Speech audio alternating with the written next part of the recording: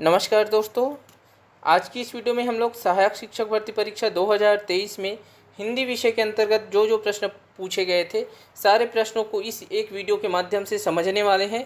दोस्तों, यदि आप सीजी टेट की तैयारी कर रहे हैं, छत्तीसगढ़ शिक्षक भर्ती परीक्षा की तैयारी कर रहे हैं या फिर सीजी व्यापम से रिलेटेड अन्य भर्ती परीक्षा की तैयारी कर रहे हैं, तो आप मेरे चैनल से जुड़ सकते हैं। मेरे चैनल से जुड़ने के लिए आप मेरे चैनल को सब्सक्राइब कर लीजिएगा। मेरा व्हाट्सअप ग्रुप और टेलीग्राम चैनल का जो लिंक है, वहाँ से आप दोनों ग्रुप को आप ज्वाइन कर लीजिएगा।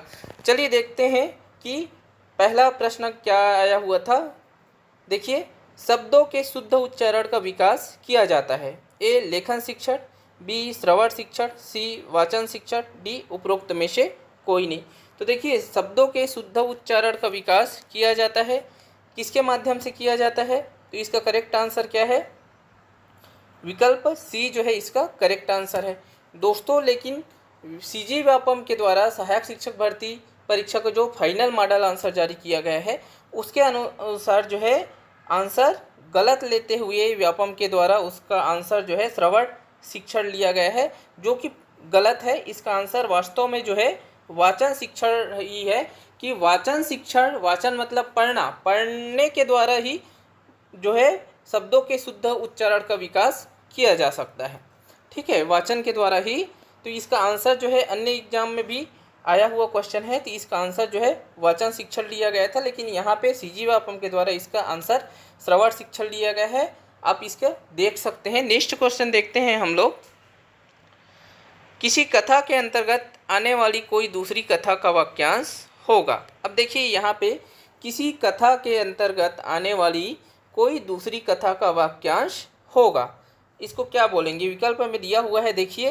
तो देखिए, किसी कथा के अंतर्गत आने वाली कोई दूसरी कथा का वाक्यांश को बोलते हैं अंतः कथा या इसको अंतर कथा। ठीक है, ये जो है अंतः कथा, इसका करेक्ट आंसर क्या हो जाएगा? इसका करेक्ट आंसर होगा हमारा विकल्प सी जो है। जैसे कि पंचतंत्र है, पंचतंत्र एक कहानी है और पंचतंत्र के अंतर्गत बहुत सारी कहानियाँ हैं। तो किसी कथा के अंतर्गत आने वाली कोई दूसरी कथा को क्या कहेंगे? अंतः कथा या अंतर कथा बोलते हैं। तो इसका आंसर देखिए अंतर कथा। बाकी जो है ये सही तरीके से नहीं लिखा है। यदि ये जो र है ये आधा क में लगा होता तो ये भी सही हो सकता था, लेकिन यहाँ पे सबसे बेस्ट है कि इसका आंसर जो है सी विकल्प है। ठीक है, अंतः कथा ये जो है इसका आंसर है। नेक्स्ट प्रश्न देखते हैं हम लोग। 33 नंबर देखिए, तीसरा प्रश्न है इस वीडियो का। जिस वाक्य में मुख्य उद्देश्य और मुख्य विधेय के सिवा एक या अधिक समापिका क्रियाएं रहती है, वह कौन सा वाक्य कहलाता है? देखिए दोस्तों, विकल्प है ए संयुक्त वाक्य, बी साधारण वाक्य, सी मिश्र वाक्य, डी इनमें से कोई नहीं। तो देखिए दोस्तों, समापिका क्रियाएं किसको बोलते हैं? कि ऐसी क्रियाएं जिससे जो है वाक्य समाप्त होता है। जैसे कि मैं रायपुर जाता हूँ, तो वहाँ पे रायपुर जाता हूँ से जो है वाक्य समाप्त हो रहा है, तो जाता हूँ क्या हो जाएगा? समापिका क्रियाएं कहलाती है ना। जिस क्रिया से वाक्य जो है समाप्त होता है उसको समापिका क्रियाएं कहते हैं। अब यहाँ पे देखिए कि जिस वाक्य में मुख्य उद्देश्य और मुख्य विधेय के सिवा एक या अधिक और भी समापिका क्रियाएं होती है, वह कौन सा वाक्य कहलाता है? तो यहाँ पे दिया है ए संयुक्त वाक्य, बी साधारण वाक्य, सी मिश्र वाक्य और डी इनमें से कोई नहीं। तो देखिए, साधारण वाक्य तो होगा नहीं, क्योंकि साधारण वाक्य में केवल एक मुख्य उद्देश्य और एक मुख्य विधेय होता है। तो उसके अलावा इसका आंसर जो है सीजी व्यापम के द्वारा मिश्र वाक्य लिया गया है, और अन्य जगहों में भी इसका आंसर मिश्र वाक्य जो है आपको देखने को मिल जाएंगे। इस जो वाक्य है उसका आंसर मिश्र वाक्य है। अगला प्रश्न देखिए, अनधिगत में प्रत्यय है। तो दोस्तों, इस प्रश्न, ये जो प्रश्न है ये प्रश्न ही गलत है। अनधिगत में प्रत्यय नहीं है, बल्कि क्या है? अनधिगत में उपसर्ग है। इसलिए इस प्रश्न को जो है व्यापम के द्वारा विलोपित कर दिया गया था। यदि इसमें अनधिगत में कौन सा उपसर्ग है अगर बोलते, तो इसका आंसर जो है ये बी विकल्प जो है हमारा करेक्ट हो जा रहा था। नेक्स्ट प्रश्न देखते हैं। देखिए, भाषा तत्वों का प्रवाह समान होता है। देखिए, विकल्प है ए लिखना सुनना, बी बोलना पढ़ना, सी बोलना सुनना, डी सुनना पढ़ना। तो दोस्तों, इसका आंसर भी जो है व्यापम के द्वारा गलत आंसर लिया गया है। भाषा तत्वों का प्रवाह जो है दो रूपों में होता है, एक होता है मौखिक और दूसरा होता है लिखित। ठीक है, भाषा तत्वों का प्रवाह मतलब कि भाषा का एक व्यक्ति से दूसरे व्यक्ति में किस प्रकार से जो है स्थानांतरण होता है। ठीक है, ये जो है भाषा तत्वों का जो है प्रवाह कहलाता है। ठीक है, तो इसका जो है दो रूप से होता है, एक मौखिक रूप से और जो है दूसरा लिखित रूप से। तो मौखिक रूप में क्या है होता है, जैसे कि कोई जो है बोलेंगे और उसको जो है सुनना, बोलना और सुनना जो है एक प्रकार से होता है मौखिक रूप में, और दूसरा होता है लिखना और पढ़ना। जैसे कि पुस्तक लिखित में है, उसको पढ़ के जो है भाषा जो है एक जगह मतलब स्थानांतरित हो रही है या भाषा जो है प्रवाहित हो रही है। उसी प्रकार कोई बोल रहा है, उसको सामने वाला सुन रहा है, सुन के जो है समझ रहा है, तो इस प्रकार से होता है। इसका आंसर जो है वास्तव में जो है सी होना चाहिए था, बोलना और सुनना, लेकिन व्यापम के द्वारा जो है इसका आंसर जो है बी लिया गया है। इसको जो है व्यापम के द्वारा आंसर लिया गया है, लेकिन वास्तव में जब इसका आंसर आप देखेंगे तो इसका आंसर सी है। नेक्स्ट प्रश्न देखते हैं,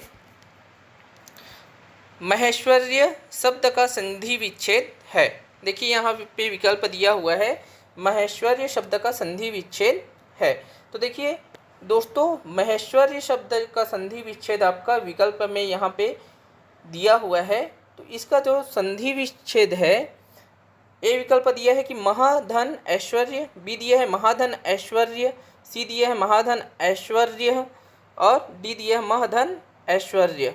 तो देखिए यहाँ पे अगर आप देखें इसका संधि विच्छेद, तो इसका संधि विच्छेद होगा बी विकल्प महाधन ऐश्वर्य। ये कौन सा संधि है, तो ये जो संधि है वृद्धि स्वर संधि है।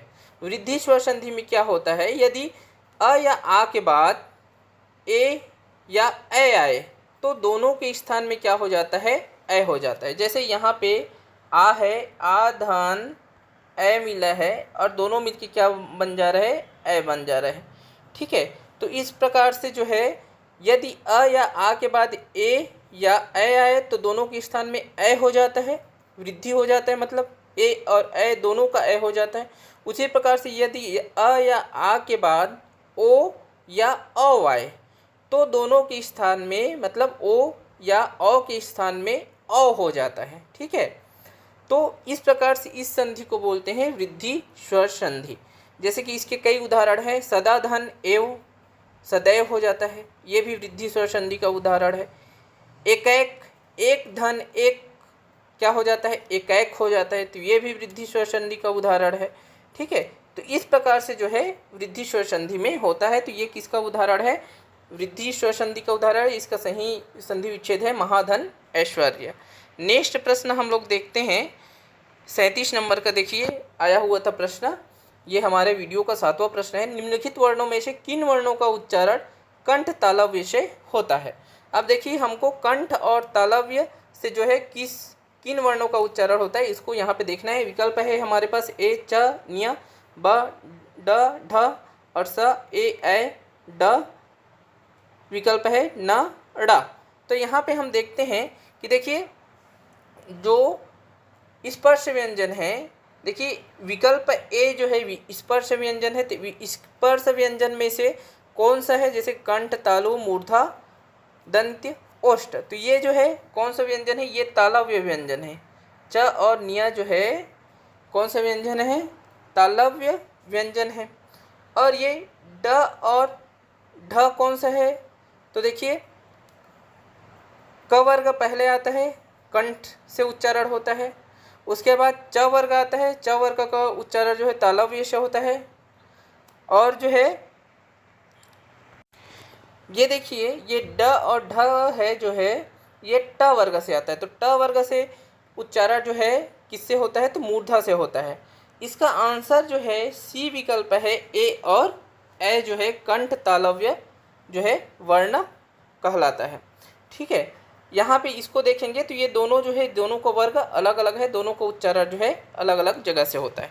नेक्स्ट प्रश्न देखते हैं हम लोग, लोकोक्ति के प्रमुख भेद हैं। तो देखिए लोकोक्ति के जो प्रमुख भेद, दो भेद माने जाते हैं, इसका आंसर है विकल्प बी, दो भेद माने जाते हैं लोकोक्ति के।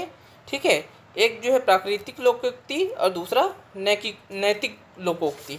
नेक्स्ट प्रश्न हम लोग देखें, हमारा इस वीडियो का जो है 9वां प्रश्न। देखिए इससे भी क्वेश्चन जो है अधिकांशतः पूछे जाते हैं। निम्नलिखित में से सघोष व्यंजन कौन से हैं? तो देखिए विकल्प में यहाँ पे दिया है ए च छ स ब त थ स और सी ड न्य ड न भ ड प फ। तो इसमें देखें तो सघोष व्यंजन जो है इसका आंसर हमारा सी है। सघोष व्यंजन क्या होता है? जिन व्यंजन वर्णों के उच्चारण से स्वर तंत्र में कंपन होता है उसको सघोष वर्ण कहलाते हैं वो। अब देखिए सघोष वर्ण कौन कौन सा है, इसको कैसे पहचानेंगे? तो हम जानते हैं कि स्पर्श व्यंजन का जो है प्रत्येक वर्ग का तीसरा, चौथा और पांचवा वर्ण जो होता है वो सघोष व्यंजन होता है। साथ ही साथ जो अंतस्थ व्यंजन है, अंतस्थ व्यंजन में आता है य र ल व, ये भी सघोष व्यंजन है। साथ ही साथ जितने स्वर हैं सभी जो है सघोष व्यंजन है। और जो है उष्म व्यंजन आप लोग जानते होंगे कि तीनों जो स है वो और ह। तो इसमें से जो ये उष्म व्यंजन है स, तीनों स और ह उष्म व्यंजन है। य र ल व अंतस्थ व्यंजन है। और जो ये य र ल व तो सघोष व्यंजन के अंतर्गत आएंगे। ये उष्म व्यंजन में ह जो है वो भी सघोष व्यंजन के अंतर्गत आते हैं। तो हम लोग इस प्रकार से जान गए कि प्रत्येक वर्ग का तीसरा, चौथा व पांचवा, साथ ही साथ सभी स्वर और अंतस्थ व्यंजन य र ल व, साथ ही साथ उष्म व्यंजन में से ह, इतने जो व्यंजन हैं ये क्या हैं? सघोष व्यंजन होते हैं। नेक्स्ट प्रश्न हम लोग देखें 40 नंबर का प्रश्न। देखिए गंगा हिमालय से निकलती है वाक्य में कारक है। देखिए गंगा हिमालय से निकलती है वाक्य में कारक है। तो आप लोग जानते हैं कि कारक जो है, कारक का पहचान क्या होता है, ठीक है। तो यहाँ पे देखिए से निकलती है मतलब गंगा जो है हिमालय से निकलती है, मतलब अलग होने के अर्थ में यहाँ पे प्रयुक्त हो रहा है से, जो विभक्ति चिन्ह है, ठीक है, कारक चिन्ह। तो यहाँ पे हम देखते हैं कि जब अलग होने के अर्थ में से प्रयुक्त होता है तो कौन सा कारक होता है? वो होता है हमारा अपादान कारक, ठीक है। इसका आंसर क्या हो जाएगा? सी, अपादान कारक। संबंध कारक जहाँ पे संबंध का जो है बोध हो, है ना। करण कारक मतलब किसी साधन के द्वारा कोई कार्य हो रहा है, ठीक है, तो वहाँ पे जो है करण कारक होता है, ठीक। नेक्स्ट हम लोग देखते हैं वस्तुनिष्ठ परीक्षा की विशेषता होती है। देखिए ए वैधता, बी विश्वसनीयता, सी वस्तुनिष्ठता। तो इसका करेक्ट आंसर हो जाएगा डी, उपरोक्त सभी हो जाएगा। वस्तुनिष्ठ परीक्षा की विशेषता तीनों होती है, वैधता भी होती है, विश्वसनीयता भी होती है, साथ ही वस्तुनिष्ठता भी होती है। नेक्स्ट प्रश्न देखें कि प्राथमिक स्तर के विद्यार्थियों को पढ़ाते समय आप हिंदी भाषा संबंधी किस पक्ष पर सर्वाधिक बल देंगे? देखिए प्राथमिक स्तर के विद्यार्थियों को पढ़ाते समय आप हिंदी भाषा संबंधी किस पक्ष पर सर्वाधिक बल देंगे? यहाँ पे दिया है विकल्प ए व्याकरण ज्ञान, बी भाषा ज्ञान, सी भाषा प्रयोग, डी व्याकरणिक नियम। तो देखिए ये तो स्पष्ट समझ आ रहा है कि हम जो है प्राथमिक स्तर में पढ़ाते समय बच्चों को ज़्यादा से ज़्यादा भाषा प्रयोग करने के अवसर देंगे। तो यहाँ पे आंसर हो जाएगा सी, भाषा प्रयोग के पर जो है सर्वाधिक बल देंगे, न कि व्याकरण के नियम सिखाने पे या भाषा से संबंधित विभिन्न ज्ञान देने में, है ना। मेन हमारा उद्देश्य है कि भाषा प्रयोग का उनका क्षमता बढ़े। नेक्स्ट प्रश्न हम लोग देखते हैं किंचित कौन सा विशेषण है? देखिए किंचित कौन सा विशेषण है? किंचित का अर्थ है थोड़ा सा, ठीक है। तो हम यहाँ पे देखते हैं विकल्प ए अनिश्चित संख्यावाचक विशेषण, बी अपूर्णांक बोधक विशेषण, सी परिमाण वाचक विशेषण, डी गणनावाचक विशेषण। आप लोग भी कमेंट करिए। इसका आंसर जो है देखिए किंचित अर्थात थोड़ा सा, तो थोड़ा सा कौन सा है? ये जो है क्या को बता रहा है, ठीक है, किंचित थोड़ा सा शक्कर, मतलब ये जो है आपका परिमाण बता रहा है।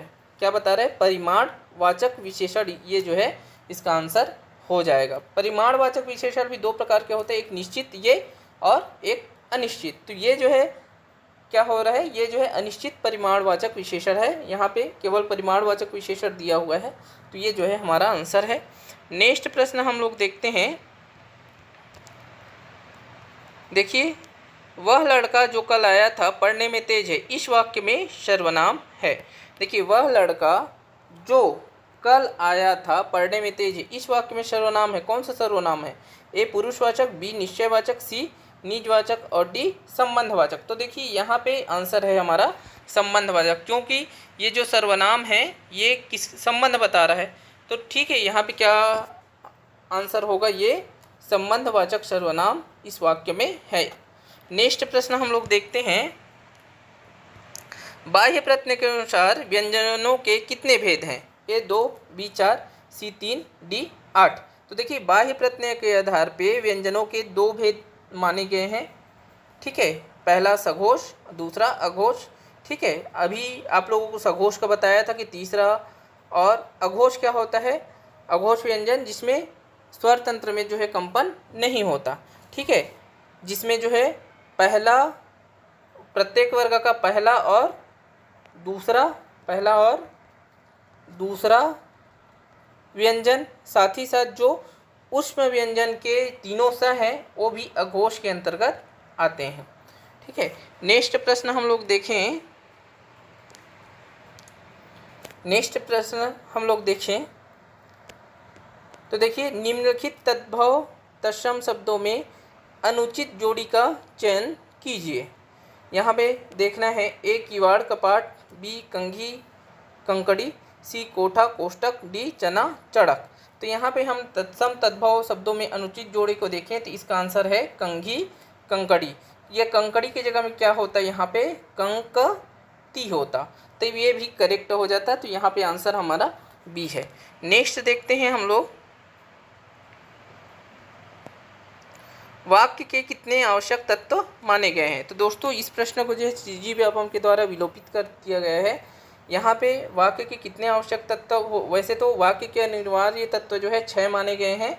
ठीक है, लेकिन इस प्रश्न को जो है सीजी व्यापम के द्वारा विलोपित कर दिया गया है। वाक्य के आवश्यक तत्व कौन कौन से होते हैं? सार्थकता, योग्यता, आकांक्षा, निकटता, क्रम और अन्वय। ये वाक्य के 6 अनिवार्य तत्व होते हैं। ठीक है, यहाँ पे इस क्वेश्चन को सीजी व्यापम के द्वारा क्यों विलोपित किया गया है, अब सीजी व्यापम वाले ही जानेंगे। चलिए नेक्स्ट प्रश्न देखते हैं। निम्नलिखित में से कौन सा मूल्यांकन के त्रिकोण का भाग नहीं है? यहाँ पे देखिए, मूल्यांकन के त्रिकोण का भाग नहीं है, कौन सा नहीं है इसको देखना है। ए मूल्यांकन, बी शैक्षिक उद्देश्य, सी शिक्षण अनुभव और डी अधिगम अनुभव। तो इसका आंसर जो है कौन सा नहीं है? तो इसका आंसर है सी शिक्षण अनुभव। इसमें जो है मूल्यांकन भी शामिल है। मूल्यांकन ये एक्चुअल में मूल्यांकन विधियाँ होते हैं। मूल्यांकन, शैक्षिक उद्देश्य और अधिगम अनुभव, ये मूल्यांकन विधियाँ हैं ये। ठीक है, ये शिक्षण अनुभव जो है मूल्यांकन के त्रिकोण में शामिल नहीं होता। नेक्स्ट प्रश्न देखिए दोस्तों, निम्नलिखित वाक्यों में से अशुद्ध वाक्य का चयन कीजिए। यहाँ पे दिया है, ए श्याम मेरा घनिष्ठ मित्र है, बी बागों में विविध रंगों के फूल थे, सी कृष्ण बंसी बजाते थे, डी कृपया शांत होकर बैठे रहिए। तो दोस्तों, इस प्रश्न का वैसे आंसर जो है मेरे हिसाब से बी होना चाहिए था। बागों में विविध रंगों के फूल थे, इसके जगह में ये सही आंसर क्या होता था? इसका शुद्ध वाक्य क्या होता? बाग में विविध रंगों के फूल थे, ये हुआ रहता। लेकिन इस प्रश्न को जो है सीजी व्यापम के द्वारा विलोपित कर दिया गया है। मेरे ख्याल से उनका ये मानना होगा कि ये बी जो वाक्य है इसको भी हो सके तो वो शुद्ध वाक्य ही माने होंगे, इसलिए शायद विलोपित किया गया हो। लेकिन इस क्वेश्चन को जो है सीजी व्यापम के द्वारा विलोपित कर दिया गया था। नेक्स्ट प्रश्न देखते हैं, लिखित अभिव्यक्ति का साधन नहीं है। देखिए, लिखित अभिव्यक्ति का साधन नहीं है, कौन सा नहीं है? तो पत्र लेखन है, निबंध लेखन भी है, नाट्य लेखन भी है। देखिए, वाद विवाद, तो वाद विवाद जो है मौखिक है, मौखिक अभिव्यक्ति का साधन है, तो इसका आंसर जो है वाद विवाद हो जाएगा। नेक्स्ट प्रश्न देखते हैं, तद्वत का विलोम शब्द है। तद्वत का विलोम शब्द क्या हो जाएगा? तो अतद्वत। ठीक है, उसमें जुड़ जाएगा तो ये जो है तद्वत का विलोम शब्द हो जाएगा। ठीक है, अद्वैत का विलोम शब्द अद्वैत होता है। ठीक है, नित्य का विलोम शब्द जो है अनित्य होता है। ठीक है, तो इस प्रकार से जो है इसका आंसर हमारा बी जो है आंसर है। नेक्स्ट देखते हैं हम लोग, मेघ बरसने लगा में किस तरह की क्रिया का प्रयोग हुआ है? अब यहाँ पे देखिए मेघ बरसने लगा में किस तरह की क्रिया का प्रयोग हुआ है। ए विधिवाचक क्रिया, बी पूर्वकालिक क्रिया, सी संयुक्त क्रिया, डी नाम धातु क्रिया। तो देखिए यहाँ पे अगर इस वाक्य को देखें तो बरसने लगा, दो धातु जो है जब मिल जाता है किसी वाक्य में और क्रिया का कार्य कर रहा है, यहाँ पे दो क्रियाएं हैं, ठीक है, बरसने लगा, तो ये जो क्रिया है ये कहलाता है संयुक्त क्रिया। तो यहाँ पे आंसर हो जाएगा सी संयुक्त क्रिया। नेक्स्ट प्रश्न देखते हैं, कलेजा फटना इस मुहावरे का अर्थ होगा। ए पत्थर दिल होना, बी दुखी होना, सी दुख से पीड़ित होना, डी दिल की बात कहना। तो देखिए कलेजा फटना का आंसर क्या है, बी दुखी होना इसका जो है आंसर है। तो दोस्तों आज हमने इस वीडियो के माध्यम से सहायक शिक्षक भर्ती परीक्षा 2023 के सारे हिंदी विषय के अंतर्गत जो प्रश्न पूछे गए थे सारे प्रश्नों को देखा है। यदि आप सीजी टेट की तैयारी कर रहे हैं, छत्तीसगढ़ शिक्षक भर्ती की तैयारी कर रहे हैं या अदर एग्जाम CGO से रिलेटेड की तैयारी कर रहे हैं, साथ ही साथ आप प्री-BEड की तैयारी कर रहे हैं, तो आप जो है मेरे चैनल से जुड़ सकते हैं। मेरे चैनल को सब्सक्राइब कर लीजिएगा और व्हाट्सएप ग्रुप और टेलीग्राम चैनल से आप मेरे साथ जुड़ सकते हैं। तो इस वीडियो में इतना ही, मिलेंगे नेक्स्ट वीडियो में, तब तक के लिए नमस्कार, धन्यवाद।